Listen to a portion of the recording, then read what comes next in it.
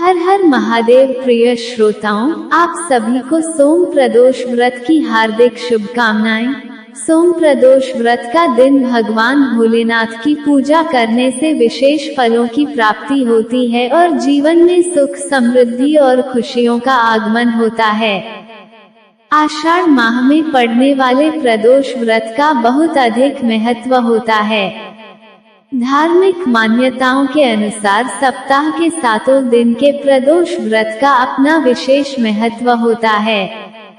प्रदोष व्रत करने से संतान सुख की प्राप्ति होती है। इस व्रत को करने से संतान पक्ष को भी लाभ होता है। आषाढ़ माह के कृष्ण पक्ष का प्रदोष व्रत 23 जून सोमवार को रखा जाएगा। सोम प्रदोष व्रत कथा के अनुसार एक नगर में एक ब्राह्मणी रहती थी। उसके पति का स्वर्गवास हो गया था। उसका अब कोई आश्रयदाता नहीं था, इसलिए प्रातः होते ही वो अपने पुत्र के साथ भीख मांगने निकल पड़ती थी। भिक्षाटन से ही वह स्वयं व पुत्र का पेट पालती थी। एक दिन ब्राह्मणी घर लौट रही थी तो उसे एक लड़का घायल अवस्था में कराहता हुआ मिला। ब्राह्मणी दयावश उसे अपने घर ले आई। वो लड़का विदर्भ का राजकुमार था। शत्रु सैनिकों ने उसके राज्य पर आक्रमण कर उसके पिता को बंदी बना लिया था और राज्य पर नियंत्रण कर लिया था, इसलिए इधर उधर भटक रहा था।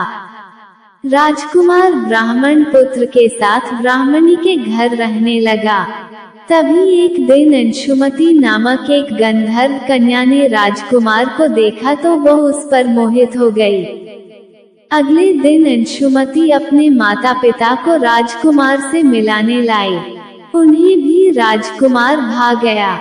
कुछ दिनों बाद अंशुमति के माता पिता को शंकर भगवान ने स्वप्न में आदेश दिया कि राजकुमार और अंशुमति का विवाह कर दिया जाए। उन्होंने वैसा ही किया।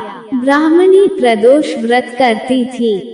उसके व्रत के प्रभाव और गंधर्वराज की सेना की सहायता से राजकुमार ने विदर्भ से शत्रुओं को खदेड़ दिया और पिता के राज्य को पुनः प्राप्त कर आनंद पूर्वक रहने लगा।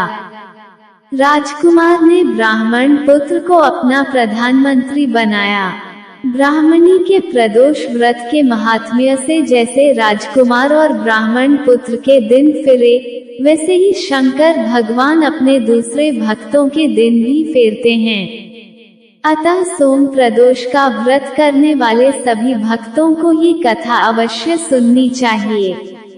प्रिय श्रोताओं, ये थी आज की वीडियो। उम्मीद है आपको वीडियो पसंद आई होगी।